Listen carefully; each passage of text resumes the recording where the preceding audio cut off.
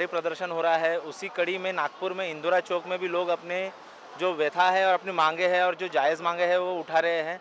जो प्रदर्शनकारी ये जानते हैं कि वो क्या सोचते हैं। सर अभी देख रहे हैं हम यहाँ सवेरे से लोग धरना दे रहे हैं, प्रदर्शन कर रहे हैं, पुलिस का भी सहयोग रहा। आपको आपको क्या लगता है कि क्या है, मांगे क्या है? देखिए, ये किसान के लिए आंदोलन है। पूरे देश में आज 12 से 3 बजे तक के किसान संयुक्त समिति ने पूरा अनाउंस किया था कि 12 से 3 बजे तक के हम शांतिपूर्वक अपना पूरा आंदोलन करेंगे। लोग आराम से बैठे थे, सब करे थे। बीच में पुलिस आती है, बोलती है नहीं आधे घंटे की परमिशन है, कोई बोलता है 1.5 घंटे की परमिशन है, कोई बोलता है 2 घंटे की परमिशन है।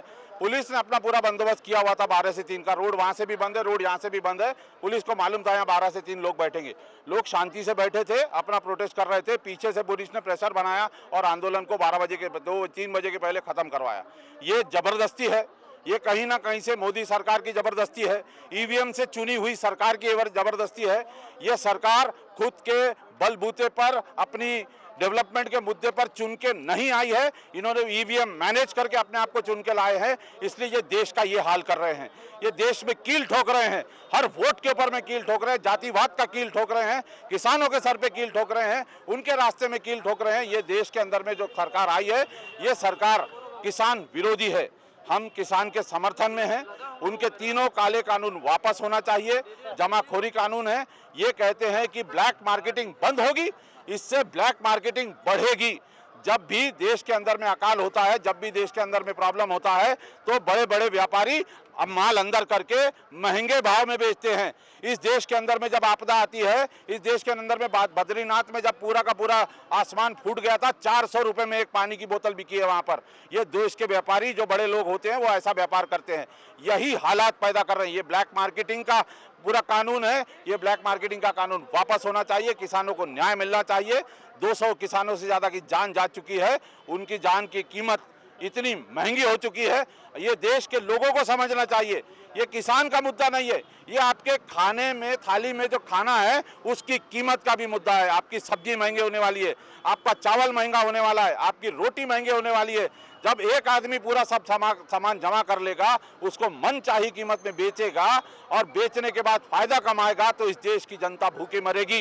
ये देश की जनता को भी रोड पे आना चाहिए। हर एक घर वाले को आकर के 1 घंटा तो भी कंट्रीब्यूट करना चाहिए, क्योंकि ये उनका भी मसला है और ये ईवीएम की सरकार को उठा के फेंकना होगा 2024। आप क्या बोलेंगे ईवीएम के ऊपर और ये आंदोलन के ऊपर? ये आंदोलन जो पूरे भारत और दिल्ली से लगाकर पूरे हमारे राकेश साहब ने जो हमें परमिशन दी थी, ये पूरे नागपुर शहर में जो हमने चक्का जाम में भी चक्का जाम है, बोरखेड़ी में भी है।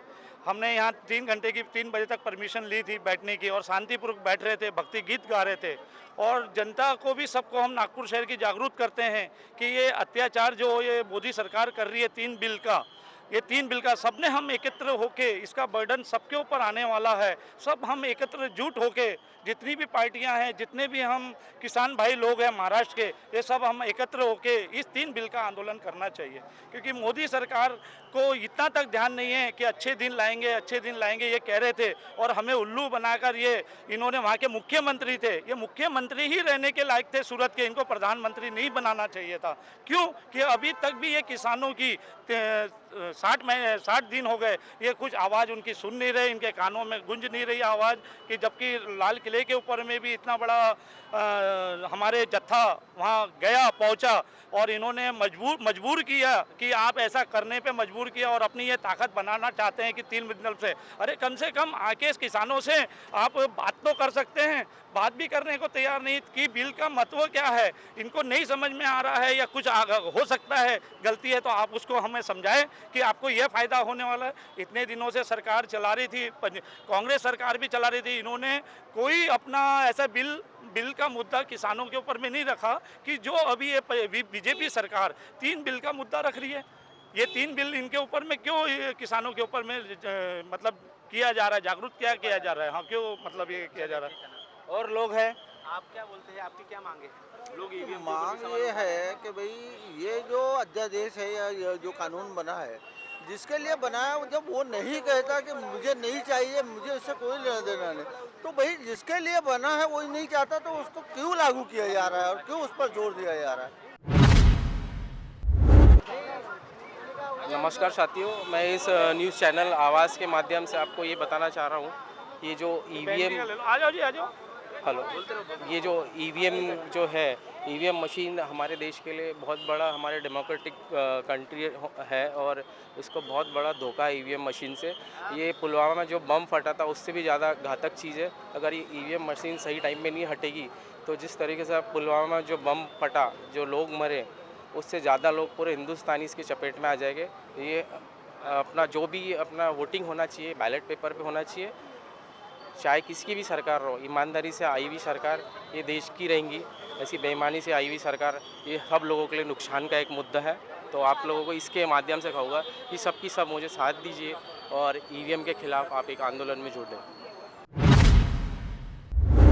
आज जो राकेश टिकैत ने जो आंदोलन का आगाज किया है कि 12 से 3 बजे तक जो चक्का जाम करने का उन्होंने आह्वान किया और आज सभी लोग राकेश टिकैत के और किसान आंदोलन के समर्थन में खड़े हो गए हैं।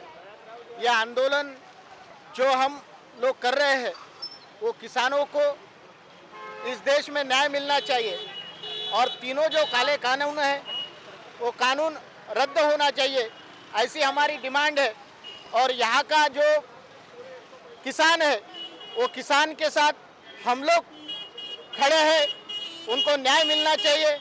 और मोदी सरकार से हम आग्रह करते हैं कि 75 दिनों से टिकरी बॉर्डर हो या गाजीपुर या सिंध बॉर्डर हो, इस बॉर्डर पे 74 दिनों से जो किसान आंदोलन कर रहे हैं उस आंदोलन को खत्म करके तीनों कानून संसद में एक दिन का सत्र बुलाकर वो पीछे लेना चाहिए और किसानों को न्याय देना चाहिए। और इस देश में अभी जो ईवीएम का खेल चल रहा है तो हम चाहते हैं कि किसान आंदोलन के साथ इस देश में अगर मोदी की सत्ता अगर पलटाना है तो ईवीएम के खिलाफ भी इस देश में सब लोगों ने आंदोलन करना चाहिए और बैलेट पेपर से इस देश में चुनाव हो, जिसके कारण हम लोग इस देश में फिर से पुरोगामी विचारों की सत्ता लाके किसानों के साथ खड़े रह के यहाँ के वंचित लोगों को न्याय देने में हम इस किसान आंदोलन का समर्थन करते हैं। उनके साथ हमें जब भी राकेश टिकैत हो या उनके जो भी किसानों की संगठन है वो जब आंदोलन का आगाज करेंगे हम किसानों के साथ रहेंगे और आज हम किसान आंदोलन में खड़े हैं। देखिए क्या होता है, ये बहुत बड़ा खेल है चुनावों का। चुनावों में उद्योगपति बहुत ज़बरदस्त पैसा लगाते हैं, जो भी सरकार जीतती है उन लोगों को बहुत ज़्यादा पैसे से समर्थन मिलता है।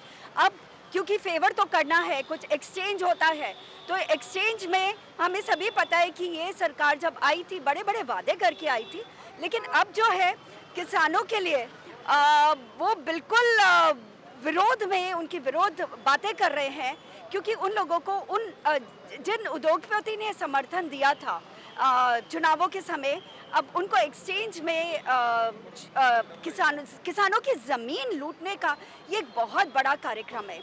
मोदी सरकार ये चाहती थी कि पंचायत ना हो, लेकिन आज किसान एकता की वजह से महापंचायत हो रही है देश भर में। महापंचायत, हजारों लाखों की संख्या में लोग आ रहे, और ये सरकार को ध्यान देना ही पड़ेगा।